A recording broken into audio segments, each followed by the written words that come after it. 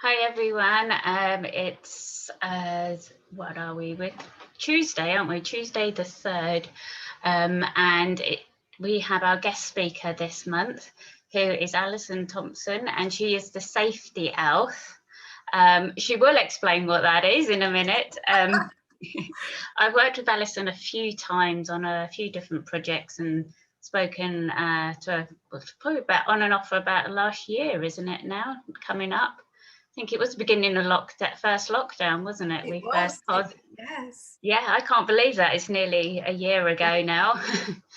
Yeah, and just gradually been working together with a few things and connecting with lots of different people. So I was really keen to get her in to speak to you all, and especially about working from home and posture and everything. So that is something that we are going to be discussing today. So what I'm We are. going to do is let you explain, Alison, what you do. What is the safety elf? Safety elf. Well, it was. I am passionate about elf and safety, hence the safety elf.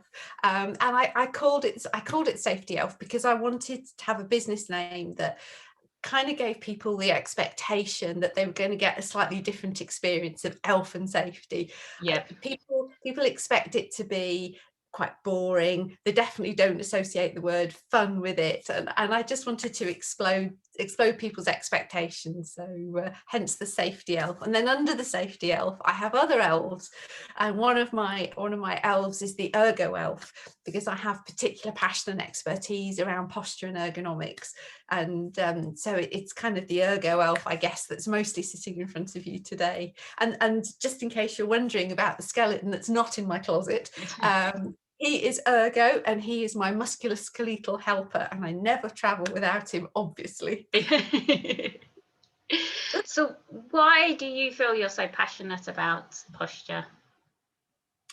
It's it stemmed from my personal experience, actually, Hayley. It was I have a long history of injury. I've been knocked down by a car when I was 16. I've fallen off horses and injured myself and become an expert patient. So I learned lots about my body and managing my body and supporting my body. And I suddenly thought, why do we have to wait to be injured to learn this amazing stuff? There is so much of what I learned that you can use preventatively, whereas I learned it post-traumatically. Yeah. So I'm on a mission to share some of that really valuable knowledge and insight before people get injured. So that's really where it stemmed from. Yeah, and that's one of the reasons I wanted you to come in, because that really, comes with my well-being. And I'm a big believer, if we understand something, you can then, prevent it more than, just keep repeating it to start with, or like you said, something else happening. Because the whole thing, isn't it, a whole structure of our body, if we're not sitting right or standing right or even exercising right, we're going to damage ourselves, aren't we? So absolutely. And often people just think I'll be fine until they're not. And actually there's loads of stuff that we can do in those early stages, and by the time you're not fine, it's a much harder job to unpick it and unravel it. As with so much of the kind of that holistic well-being approach. Yeah, because it's very much, isn't it? We sort of go, I don't know how I hurt my back, or I don't know why my shoulder's hurting. Yeah. But it is. Yes, I can't imagine how that happens. Yeah. I'm typing like this, but I don't know why. I talk about one of my roles is to solve the other syndrome that's sweeping the nation at the moment, which is interesting posture at my computer-itis. And right. on the list of symptoms for that one, you've got the keyboard slump, and then maybe a twist as well, just for really good measure. Yeah. What are the other symptoms I see? Oh, a strange inability to rise from your chair for hours at a time.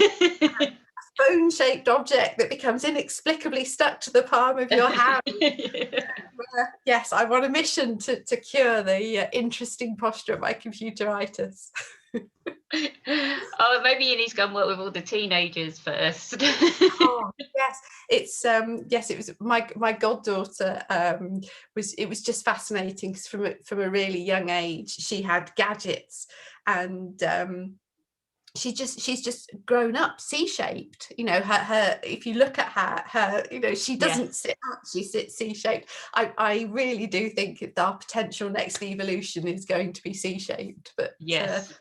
yeah, And I think a lot of it does. I remember my partner laughs how that when my son was younger and his and everything, that there was a thing that they wore the backpack on one shoulder. They go to school full of books, so they're like walking around like this, and then I put them on the shoulders, so then they loosen the straps so they were hanging down by the bums. And then I'd keep straightening it up, nope.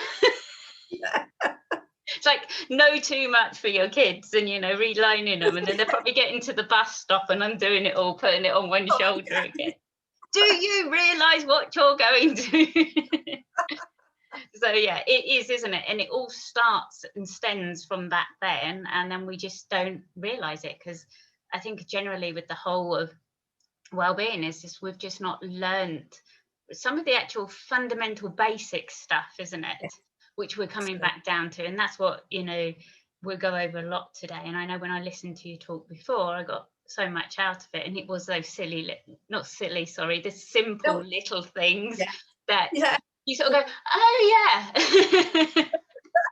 Oh yeah, I didn't think of that one. Are so simple, they feel silly, and you just, how can something that big make such a big difference? Yeah. But people are often daunted by that. You know, they think they're going to have to change everything, and yes, you know, there might be a list of stuff it would be really good to change, but if your body notices even small things you change. So even if someone who's watching today, you know, at the end of it comes away inspired to implement one small thing, that's still fantastic, and your body will still notice. And then hopefully once your body's learned that new small thing that's become embedded and become the new normal, then you can add in the next small thing. Yeah. So you know, hopefully there'll be lots of little nuggets today, and people can go, aha, I can do that bit. I'll start with that bit. Yeah. I know I definitely did, and that's something we're going to be talking about a bit later on. So we were going to talk about like the challenges of working from home. Excuse me. Oh, yes. Especially like we just said, over the year, so many more people are working at home, aren't they? Yes, I think over the last year, sort of kind of two things happened from my perspective. I was a lot of small business owners that I know through my professional network. They might have been working from home, you know, and they had a pretty decent setup, you know, an adjustable chair and a desk and a workspace, and that was fine. But then when lockdown happened, suddenly that was the one space in the house, and everybody wanted it. Yeah. And so then so there was a workstation, but then it was also trying to do some work on the sofa and do some work on the dining room table, and maybe the teenagers going, actually I really want to do my schoolwork on my bed, because that's my natural habitat as a teenager. And so it's so for even people who had the dedicated workspace, there's been a big shift in emphasis, and for some people they just didn't have it at all. And for them, you know, the challenges can be, they might genuinely not have anywhere. Working on their sofa or working on their bed may, in the short, well, I say the short term, we thought it was going to be the short, but it hasn't been the short term, you know, may have been their only option. So yes, there's been lots of challenges, but there's lots of stuff that you can do. The key thing for me is that whatever people's situation, and I'm not just talking work here, it's also about what we do for leisure, because so much of the time for our leisure we're interacting with, it might be television, but it's often our gadgets as well. It might be game playing, or using social networks or whatever it is on gadgets, phones, tablets, laptops. And your body doesn't differentiate. It doesn't say, oh, that you did that for work and then you're doing that for you. Your body just notices the cumulative effect of what you're doing 24/7. Yeah. So it's, for me, it's really important to kind of take that holistic approach and look at whatever people's realities are. There is no point in saying, giving someone a DSE checklist that talks about adjustable chairs and a desk if people haven't got that. So for me, it's much more about equipping people so they understand what the key posture principles are, why they're important, so they understand why they're important. That helps you actually make the changes, because you understand why you need to make them, and how to apply them in different situations. And that's really what I try to do. Yeah. No, that's great, because it's like you said, isn't it? Because not everybody can have all those stuff, and they don't have the space, or they, you know, can't afford it, or because, you know, things just changed, didn't it? And I know generally, you know, a few of our members and that are working from home just at their dining room table, or, you know, it's had to shove something in the corner. And you know, Yeah. I mean, luckily my desk come down, but we went from having some an extra person in the house just before lockdown, and then got stuck here, in the sense, because of the changes going around.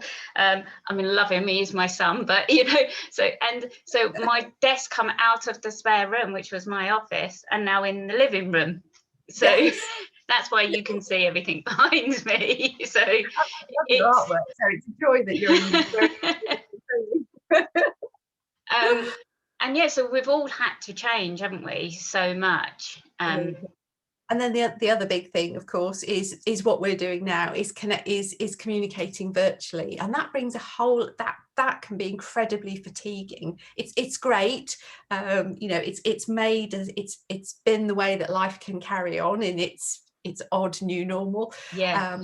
Incredibly fatiguing, because when we're engaging with people, we read off lots of visual clues. Yeah. So you're you know, everybody's this big. I mean, it's just the two of us, so, you know, it's not so bad. But when you're in a meeting with multiple small boxes, you're trying to read all those cues from a pixelated image that's about this big. Yeah. And then you get the moments and then they're really disconcerting, and you're kind of concentrating even harder, waiting for the reconnect to happen. Yeah. Yes, so there's lots of there's lots of things that we can do about that. So what I'm seeing in what I'm recommending, and really pleased when I see it being implemented, is where people have control. Do we actually does it all need to be visual? Actually having audio. Do you remember the old phone call? Yeah. We do them a lot. Sometimes a phone call is really nice because it's just auditory input. It allows us to take a break from this visual being on screen, and also that sense of feeling that you're on camera and having to perform, and you're being scrutinized the whole time. Yeah. And if you're having meetings, or, you know, visual meetings, then can you schedule a shorter time and then have a dedicated break between the two? Because so often you hear about people going back to back to back in a meeting, so there's no time to take a movement break. A really good way to build in movement breaks into the day is a cup of a cup of water. So hydration, as we know, is great for our system anyway. Yeah. And it can be the added bonus. If you're fully hydrated, you will also you'll have to walk to fill up your cup, and then you'll have to walk to take the resulting loo break. Yeah. So a cup of water is a really good yeah. It's a really good tool. Talking of which, excuse me. Yeah. And I think that isn't it? It's just getting up and taking that. I was one thing I was taught years ago, even between clients, when I do the reflexology, never doing the back to back. Yes. You know, we all get pushed into it and everything, and I did, and then I realized that that's not good, to actually have time to stop, reconnect, rechange the room. I mean, because otherwise you were doing it while the person was outside, and then you were like, and hi, you know, and you were up again. Where I used to, when I had a treatment room, was I'd take a half-hour break. That allowed the client, if it ran over, to go out a little bit more paid. I'd sorted the room out, cleaned it, which, we had to do anyway before all this, but, thing. And then it actually gave me time to go and breathe. and breathe. Yes. Right, I need to go to the bathroom. I need to have a drink. I need to just stop, or I need to stretch because my hands hurt, my shoulders hurt, because of sitting there, because my posture was very, very different. It wasn't sitting at the desk. I was sitting like at a desk, but I didn't use like massage where they lean their body weight. I pushed with my shoulders. So my pressure went through. So it just tightened up all down here constantly. And one of the reasons I do a lot more of the coaching and that now online and generally is that I was so busy with the reflexology, I couldn't use my fingers and hands by the end of it because it was too busy. And I was taking breaks and I was stretching myself out. So it was just like, okay, I need to cut back on one and change it around so I can carry on doing it. So that whole thing, I had to really learn about my posture and how I was sitting and how I was like, and just take that break to move again. So here it's stopping. So I will always do that. Even with the online now, I give myself gaps and I go, right, walk away. But that was because that had been patterned into me. Generally people aren't used to that, are they? They were at the desk and chatting, and they would stop and go and get their coffee or whatever they were doing, or someone would come along and they'd stop, wouldn't they, and take a break and maybe go for a walk because they needed to talk to someone. Where at home you don't, you just sit there, don't we, and we go on and on and on and on. And absolutely. And the other thing we're not doing is giving our eyes a break. So it's about eye distance. I've seen quite a lot of questions over the last year, people thinking that they're damaging their eyes with the computer. Typically we don't damage our eyes, but what we do is we strain them. So it's and it shows the symptoms that we experience is showing up kind of either that we've perhaps not got the right glasses for this kind of medium distance work all the time, or that we're kind of fixed here and we're not giving our eyes a break. So by taking a break, we actually look away into the distance, and that actually helps. If you think it's muscles, so it is muscles holding your eyes to fix at this distance. Give them something else to look at, and that's really great as well. Brilliant.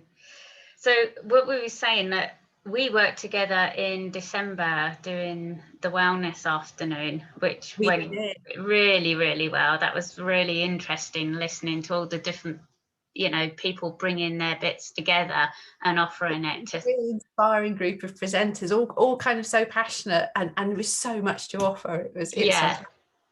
And just seeing so many people get so much out of it was really good, because there was quite a lot of people following, wasn't there? Even though they were jumping in and out, it was really, really interesting. But when I watched yours, one of the things I really got was because I was having slight lower back ache, and so I was doing doing the extra stretches, and it's because I'm sitting still and everything. And then I realized you'd said something about putting something under my feet to bring my legs up. And the minute I done that, I was like, oh, what a surprise.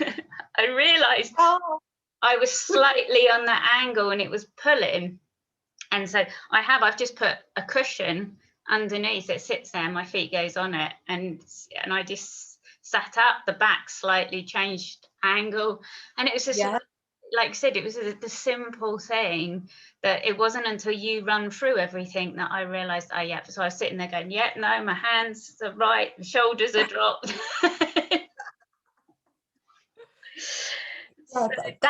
It's one of the kind of commonest failures in the way that we set ourselves up on workstations, is that we tend to start with our feet being flat on the floor and build up from there.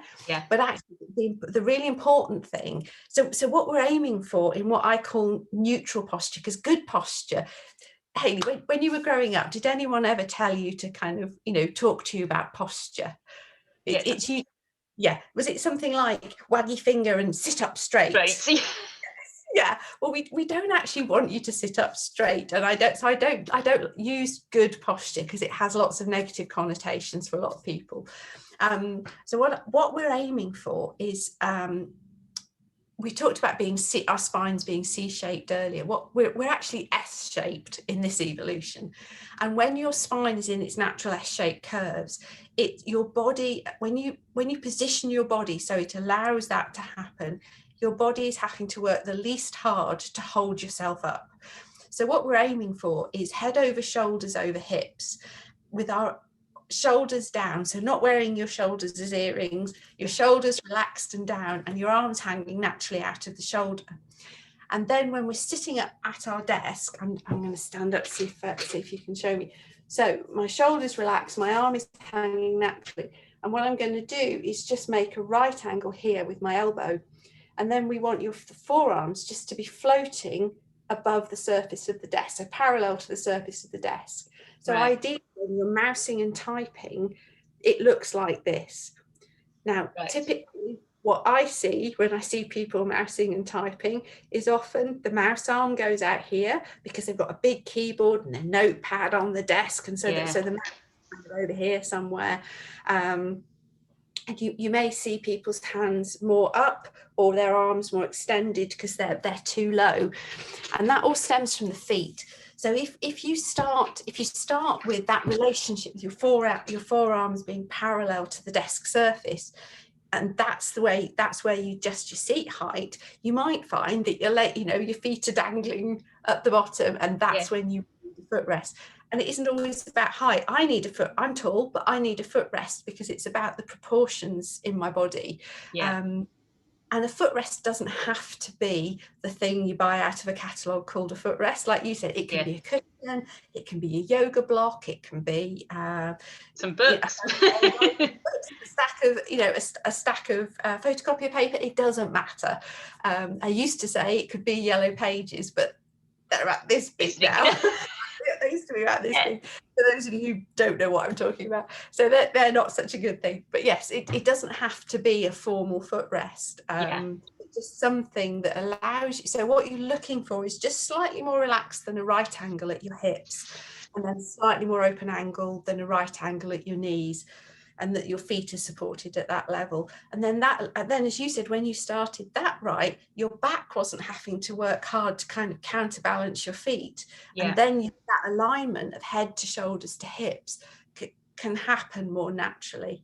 Yeah, because I find as soon as my feet come up, I naturally sit right, where before, and I found I slumped a lot more because I was like either doing this because the legs are dangling. As soon as they come up, I have to sit straight, or it doesn't. Well, it just naturally is the way it goes, and it is really.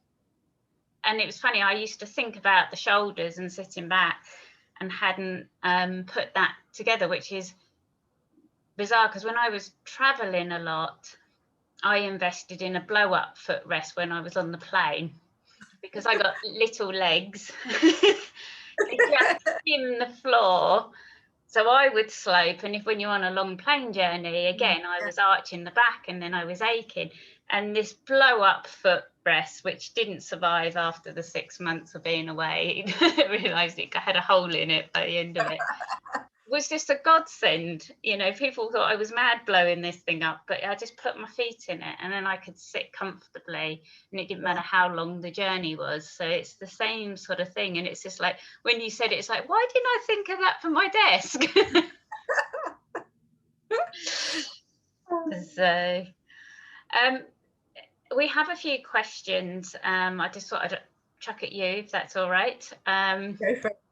So one of them is, why shouldn't we use the laptop on the sofa or in the bed? What is the downsides? I mean, I know a lot of us generally have an idea, but you could probably go into that a lot more detail. Absolutely. So this is said in the context of, I realise this might be someone's reality, in which case you make it the best that you can. But generally, so we've just talked about that neutral posture, head over shoulders over hips. So if you think about sitting on the sofa, that's typically, we're not normally in that more vertical posture with right angles. That this often more back, it probably automatically put an outward curve in your spine. much more open hip angle, very little support. Now and it depends. So it depends what you want to do when you're working on the sofa. So if you were, if you had, sorry, I'm of the generation where I still get to the point where I'm working on stuff where I need to print it out and scribble on it. It can't do everything digitally. Yep. So that's a really great task. So I know that if I've got some or in the old days where all the professional magazines used to come through the door rather than digitally. Yeah. So they were great tasks for doing on the sofa, on the bed, or perhaps I used to travel a lot on the train. So on the train where you didn't have an ideal workstation, so I could still be productive, but I wasn't actually having to engage with my laptop to do it. Yeah. If you're having to engage with the laptop, typically you may use a laptop stand at your desk. I hope I hope people are because a laptop stand with a separate keyboard and mouse. So the laptop stand raises the screen of the laptop to a much better height. Because if you're just working on a laptop on a desk, it closes. It's back to that C-shaped thing. It closes. The keyboard and the mouse are central and small, and the screen, you're looking down on the screen. So it's really hard to be in that open posture and not get sucked in. But when you're working on the sofa or the bed, you're unlikely to be able to have the laptop stand experience. So that makes it worse in itself. If you've got it on your lap, it can overheat, and it's also not great for chaps because there's bits of chaps that we don't want to overheat in their laps as well. It's another thing. So you're not being supported. So you're having to do all the work of holding yourself up. If you're allowing the sofa or the bed to hold you up, typically it's not holding you up in a great position. But there are things you can do. So you can. This is where.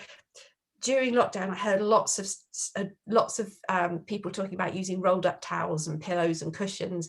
And they're great. It's just that some of the things people were suggesting you did with them weren't great. Yeah. So, for example, a rolled up towel vertically down, sort of placed behind your spine, might actually just bring you forward a bit. You might also need, if the back of the sofa is at quite a rake, you might want the rolled up towel here and a pillow behind it to support it to stay more vertical. You might want something under your feet. If you're working on the bed, something under your knees is really great, because sitting at a right angle with your legs straight out is quite stressful on the hips. Just by raising your knees a little bit, it helps. And you can do that yourself, but then that gets quite tiring. So if you've just got something low under your knees to kind of make the break in the legs, that can really help as well. And so that's using stuff that you've probably got around the house. In terms of kit, there are some adjustable tables, so they have legs, and you can put a laptop on them, adjustable legs, so you can use them to bridge your lap, so that you're not actually having to have the laptop kind of directly on your lap. So if you have to do it, there are ways of making it better. It is never going to be as good.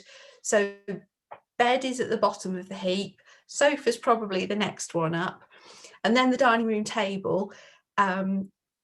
It depends on your dining room table. Some of them are quite low, so it can actually be really hard. Some people have talked about having pressure on the tops of their thighs because they're trying to get their chair nice and close in under the table. And if they're at the right height, so they're sitting on they know they need to sit on a cushion, they sit on the cushion, and then their legs are pressing underneath the bottom of the dining room table. So there isn't much adjustability in dining room chairs, but similar principles, using cushions, folded up towels are firmer than cushions if you need to. If you're trying to find that relationship with your forearms over the tabletop, then you might want to sit on something firmer. They can really help as well. And I think I've slightly lost track of if I've answered your question. Yes. No, it does. That's good. It's good. It's just, and I think it's always good to know with a lot of people who've got kids as well, to be able to pass that information on. I definitely know that table that you were saying that slides up to the chair and it's adjustable and it's got the thing. My mum, because she's with her, she's had a lot of ops and hips, she was there, but she had her laptop and phone and spent her whole time with it on her lap. And so she was bending down and then wondered why she got a trapped nerve and in her neck and having pains in her arms because she's spending the whole time down. So yeah, a Christmas present, because she was like, I don't need one of them, was a table that could slide up. She now loves it because she's got everything on it, but her laptop, her iPad and everything now sits on that, and it's like more of a looking, and she was just looking or playing games or whatever she was doing or talking to someone, but she's not looking down anymore. And again, it just sat her up and her shoulders went, and you know, so when I was being able to see her, you know, I could release the trapped nerve and keep it away instead of it just keep coming back. But definitely with you know, the younger generation, you know, like you said, sitting on the sofa and the bed and everything is something that they naturally go to. And I think them understanding that, or you being able to explain that, is a lot easier for them, isn't it? Because it's later on, isn't it? They're going to suffer. Absolutely. And once habits become embedded, they're much harder to break. So if we can, the earlier we can kind of get people used to good posture habits for when they're interacting with their gadgets and their technology, you know, the better it is. Yeah, one of the packages I created the virtual elf for when COVID landed, which was more my support for individuals and families, because I was getting lots of SOSs from people who knew what I did and saying, it's not for me, it's for my son, it's for my partner, it's for my whatever. So one of the virtual elf packages I do is aimed at families. So it's kind of that it's like, right, how do you all use the space, and let's try and kind of upskill you all to make those spaces better. And I remember you talking about this before, and I thought it'd be a really interesting one to talk about now. You were saying about a lot of people talk about the stand-up desks. So what do you think about them? I think they're great, but with the but. So what I sometimes see is people they get a standing desk and then they do a wholesale switch and they're like, right, I'm going to stand for work. But it's differently as bad as sitting all day. We're not designed to do one consistent thing all the time. We're designed to move, to walk, to sit, to stand. And actually mixing it up is the best way forward. So standing desks are great, but I would say you probably want to be looking at standing maybe 20 minutes in an hour, 20 to 30 minutes in an hour. Because actually, even if you're not used to standing, it's quite a challenge. And in a minute, I'll talk about the psychological aspects of standing working as well. But even if you're used to standing, just permanently standing can create problems with legs and feet. So it's don't do a wholesale switch, mix it up. Now, if you want to test out whether you're going to get on with a standing desk, you've probably got one hidden in your home. If you've got an ironing board, you have got the beginnings of a DIY standing desk. It won't be a perfect standing desk, but it's good enough to give you a sense of whether you think you can adopt stand-up work. So even an ironing board on its highest setting is unlikely to be high enough for you to, because you're still looking for that same, you know, head over shoulders over hips, arm hanging naturally from the shoulders, you know, forearms floating. I'm using the words again because I want people to walk away muttering that in their sleep. But then there's no reason why you can't then put your laptop, if you're using a separate keyboard and mouse, put your laptop on a biscuit tin or something that raises it higher, and still use your separate keyboard and mouse. Or work out. Task matching is one of the big missed tricks. So like we talked about before, not all tasks actually involve all your kit. But if we've worked in a traditional desk-based environment, all your work happens typically at your desk, because that's just how it is. Yeah. So people don't separate the type of task. They don't think about what do I need for that task. It just all happens in this one space. But actually, it might be that some tasks, so phone calls, for example, if you don't need to be visually on a screen, it might just be your headphones and a notepad, or depending how you take notes. Yeah. So work out what tasks work well for you away from your traditional desk. I love standing up for calls. It's something I've always naturally done, and in fact, if I'm yes, I go for a walk with my phone calls as well, and then I have to dive back to the desk to quickly take notes. But yes, so think about, do you just need your brain? Do you need your brain plus some reading or a notebook, or is it a brain plus technology? And that can help you map out, can I go and take the break, and can I go and do this piece of work in the garden? Is this a good job for the sofa? Is this a good job for the ironing board? And I'm not talking ironing. But it's a great way to just test out how you think you might get on with a standing desk. Yeah, and I think that's the thing. And I know when the first lockdown happened, because the weather, and we were very, very lucky here in the UK, with the weather for us. And I know that when I was doing some research or listening to something, I would take my notepad and the iPad and go outside and get some fresh air, get out, sit out there, even if it was in the shade slightly, but just get outside and, be, feel that the sun and things like that, instead of being stuck inside, and then listen and write my notes, out there for a while, and then come back in again and follow up with what I was doing. Which, yes, it's still doing that, isn't it, when the weather's not so good? Yes, and that's when it might be that you migrate to the sofa, or you migrate, it frees you from your desk, even if you don't actually want to brave it outside. Oh dear. So if we're sitting at our desk, can the gym balls be quite good for the? Yeah, again, this comes with a but. Yeah. So yes, but two things really. One thing, remember, people can fall off them. It happens. You turn around to reach for the you forget you're on the gym ball, and there is a horrible crunch. And I know it's funny, but it really does happen. It really isn't funny then. It's also about the height. So ideally you still want this same, yourself, so your forearms are floating. Gym balls are they're hard to precision sort out your height. So just be aware of where it leaves you, and let that inform the tasks that you do when you're sitting on a gym ball. The other myth is that it's not possible to slump on a gym ball. It totally is. You can balance yourself doing this. Yeah, absolutely. So don't get fooled by thinking just because you're on a gym ball you're doing fine. Actually check in, are you actually in that good neutral posture? And again, don't go wholesale. If you're not used to it, it puts you off balance. So one of the things is it's constantly challenging your core. Great.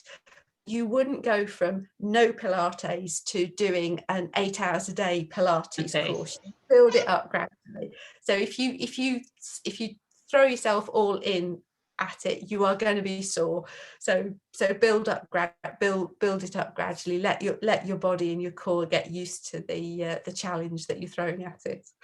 Yeah, and I think it depends on your desk and the height, isn't it? Because we're all different heights again, and when you sit on them, they obviously drop. And then again, is the rest of it too high? But then try it in different places. Perhaps instead of sitting on the sofa, or try it at the dining room table. If it has some real benefits. Just don't go. Don't do a whole. Yeah. Don't fall off. One of those things that just sits in the room in the corner. Looks good. I used to use that. The one thing that I spent the first month of lockdown looking for was the pump for mine. It was the relief when I found it.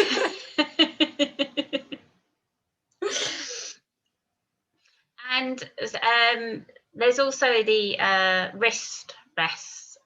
Do you recommend them? Oh yes, people often either tell me they need a wrist rest, or that they use a wrist rest, and they're really proud of themselves. But then if you say, so why do you need one, or why do you use one? And it's kind of like, well, that's just because it's what you do. Okay, the clue is in the title. They are a wrist rest. So the idea is when you've got your forearms floating above the surface of the desk, ideally we should be, while we're mousing and typing, we should be floating. So we're not resting our wrists or our forearms on the desk. What you do is you rest your forearms and your wrist and the palms of your hands when you're not mousing and typing. The reality is, if you give someone something to lean on, they lean on it. So typically what I see is, if this is the wrist rest, then people are planted on it and doing this kind of thing. Whereas actually we want you to float, move freely, and then rest in between. So that's, yes. So that's why it's often not helpful, because it actually encourages people to not float. And if you're a little bit uncomfortable, that's your reminder. I'm not saying uncomfortable. If it's the awareness that you're resting on the desk, that's actually your trigger to float again. So it's fine to rest, but try and float while you mouse. So is that why like my laptop's on a support thing, like you said, so the screen is up higher, which then creates me to have to sort of float because the keyboard's on an angle as well? Oh no, no. No. So ideally you would use a separate keyboard and mouse, because the angle, when you've got the laptop up, again, the angle tends to cause your wrists to do some sort of form of this, which isn't. Let me give you an example of why. So okay, so put one hand up in the air, and then grip hand where it is, grip the finger of that hand. I should be able to get quite a nice firm grip. Yeah. Okay, let go, let your hand go floppy, and now, without keeping the hand there, now grip that finger. Now, I don't know about you, but it's a much weaker grip strength. But actually all you've done is you've changed the angle of your wrist from there to there, and you lose around 30% of your inherent power just by doing that. So for everything that we take out of that neutral alignment, it has a negative impact on the functionality of that part of your body. And the other difficulties around the wrist area, because this is often where we see people experiencing pain and discomfort. All the tendons, the nerves, the blood vessels, they're really, all the processes are really close to the surface. So if you've constantly got your, resting your weight on them, things start to get inflamed, and that's when things start to get uncomfortable, because there isn't much space in there, and that's why it gets uncomfortable. So that's why trying to achieve, when you're mousing and typing, not only are we looking for this arm hanging naturally out of the shoulder and here, but just for that alignment as much as possible. Okay. So I always recommend a separate keyboard. Whether it's a plug-in one, plug-in via USB or a wireless one, it doesn't matter. It just frees you up from it, so it lets you be more distant from it, and just frees you up from it completely. Right. Next one to be changing. Sorry. That's all right. If anyone listening is thinking about changing a keyboard, then one of the questions to ask yourself is, do you use the number pad part that is the far right hand, typically the far right hand of the keyboard? It takes up a big chunk of space, and the majority of people, it's over 80% of people never use the number pad function. So for people who are who use figures a lot, typically yes you will, but a lot of us use the number bar across the top.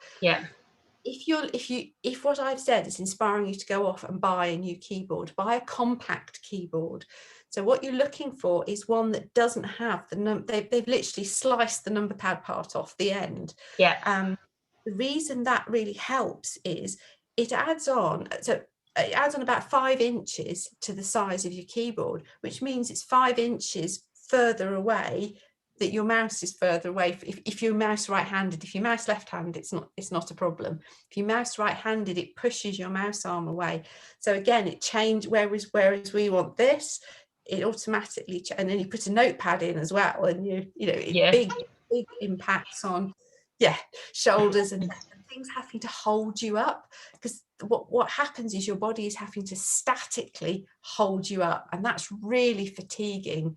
Right. You're not doing anything, but it's but it's like you're asking your body to weight lift, and the weight you're asking it to lift is bits of you. Yeah. Okay. We'll take that into consideration. So it's actually then just like what you have on your iPad, isn't it? It's just the absolutely version, which we use we use it all the time. If you use a keyboard, try and choose one that has full-size keys. So it's not the whole thing is shrunk. It's because you don't want your fingers to have to work hard to find the keys and make mistakes with your typing. Yeah. This is literally a normal keyboard, but just with the end sliced off. Okay, brilliant. Thank you for that. And do you have any top tips for when we are using our phone? Yes. Phones are like the extremes of the laptops. The screens are even smaller, the keyboards are even smaller, and they're really, typically they're really precious to us. So when we're holding them, we tend to grip quite tightly. So hold it in as relaxed a grip as you can. So you can see, as soon as I try to grip, muscles, tendons, and ligaments are activated just to hold. Yeah. So a more relaxed grip, and trying to go for that alignment. The hand postures you see when people, just pay attention to how you're holding your hand when you hold the phone, and think about where you're holding it. So again, if you're holding it down in your lap, automatically you're going to start to curl in over it. So can you perhaps put a cushion or something on your lap so that you rest your elbow on the cushion, which automatically raises it, which lets you be more open. Okay. And just try to mix up what you do. So not lots and lots of typing or lots and lots of scrolling. Again, try and mix it up as much as you can. So you don't get the repetitive, is it, of the same action? Yes. Well, yeah. Is it scroll, swipe, scroll, like scroll. all with the neck down here. Yeah, it's a great combination. Yeah, let's have a conversation to the forehead. I walked into the kitchen the other night, and they were all in there, and they'd all been chatting, and then something had happened, and one of them had obviously picked up their phone, someone else had, and I walked in, and all three of them were like this, head down. It's like, hi.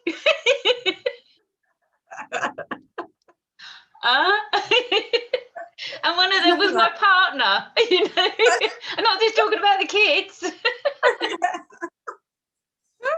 There's nothing like social time around a table where everybody's ignoring everybody. Just ignore each other in good posture. That'll make me happy. Yeah, at least stand straight and do it. Oh dear. Yeah, it's quite funny. If it all goes to well, next month is me interviewing my son of growing up with me being a well-being practitioner and the pros and cons. So and I've written questions and I don't know the answers. So I'm just going to go for it. I'm definitely tuning in for that one. I am hoping that there's a few positive things that come out of it. He's sort of going, oh, yes, a gift. It's a gift. Yeah, because I've been doing this since he was 5, so he's grown up with it. So. Oh, Fascinating. Yeah, so I thought it's fascinating for me. I thought it'd be a good research project. But no, I thought Yeah. it'd be quite fascinating because, yeah, like you said, but it's we learn this stuff and then we can pass it on. Doesn't matter if it's our kids, our nieces, our nephews. It's, the more we help, we understand it, it's much easier, isn't it? Not just nag at people to say you shouldn't be doing, but and them seeing, I notice that the people around me, when I keep just doing those things, it's natural for them to see it. So it becomes. It's not why you're modeling it. You're modeling the behavior. That's not why you're doing it, but that's a side effect, if you like. Yeah. And sometimes you don't need to say anything anymore. It's just I do it, and it's what they, is become natural. And I think that's the great thing, isn't it, about having, especially now. The downside of being on the computer all the time, but the upside is now that there's so many people, sharing talks and information, and we can have that and learn from it. And that's why I love doing the membership and offering all this stuff and bringing guest speakers in, is so many, you can hear so many other different stuff, and it's more and more information we're all learning. Absolutely. And it's here, sometimes it's about hearing it at the right time. You can hear really good stuff, but you're not in the right headspace to fully hear it, or to hear it and adopt it. But yeah, it's the right space and in the right contents, isn't it? Because I think probably all the guest speakers that I have all links into what I do. But they could be talking about it under a different subject, and somebody goes, But then actually, it's funny, is Oprah Winfrey has her aha moments, don't you? So I know not so many people in the UK are so followed by Oprah than they are in the States, but she has these aha moments, and everybody sort of thinks, I have to have an aha moment, but we have to actually hear that so many times before we actually have that moment and go, yes, that's what it is. Now I can put it into the right context. Like I said, it's the right time. I've heard it before. It's now sunk in, and it's now gonna stick. Because the posture of, like, you're putting it in around the desks and everything. We've had Pilates instructors coming in, and she was talking about some of the other stuff, but it's just saying it again, head over shoulders, it's hearing those things so many times, and we slip back in. I know as you're sitting there, I'm going, yep. Okay. Just sit up a little bit straighter. But even I do it, I'll catch sight of myself on a Zoom call and think, shoulders. It's life, and we are imperfect beings. We just, absolutely. And we don't realise we're doing it. When I do my meditation treatments online, and so I'm sitting there and I'm talking to them, and I'm going, right, take a deep breath and relax and feel your body relax in your shoulders, and all of a sudden their shoulders just go, and they've got no idea that they were holding them up there, and they just drop. We get used to it, don't we? And we're there, and like you said, that's become the new position until we go, I got to actually let go. So and your body can fight back. It's kind of, your body's learned to normal, and it might not be a helpful normal, but it's your normal, and then you try and change it, and it goes kind of no, it's like, no, that's what we do. And then we do head over shoulders, and there's, while we embed the new habit, there's this push-pull between your muscle memory until you've taught it, and then there's the magic day when you go to do the slump and your body goes, oh no, we don't do that. I've got it. My new habit. Yay. So if is there anything else you wanted to talk about, or? I could talk for another 6 hours, so I think it's probably wise that you stop asking the questions. If anyone has got a burning question, I know Hayley's put my contact details in the membership group, and I've put my contact details in the chat as well. So do feel free to ping me over any questions you've got. I'm more than, if you don't know by now, I'm a little bit passionate about this stuff. So, please do ask the questions. I'm more than happy to help if I can. Brilliant. And so they can, even if they want to as well, you've said you've got the thing about helping the setting up people and the families at home and things like that, haven't you? So absolutely. If people are thinking personally that this, that they'd like a bit more of this, then have a look at the virtual elf page, and that's where I've got my the packages where I can zoom in and support you remotely.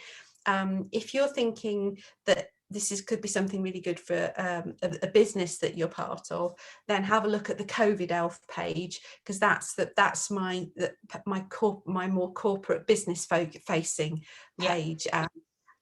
But also there is a whole load. We're not limited by what's on those 2 pages. I've got lots of creative ways that I've evolved over the years of helping people. So just ask, please. Just ask. Just get in touch with you. Yep. Brilliant. Well, thank you for that. That's been really interesting. I've really enjoyed. An absolute pleasure. I look forward to the next time we work together, Hayley. It's always such a pleasure. Yeah, no, I can't wait.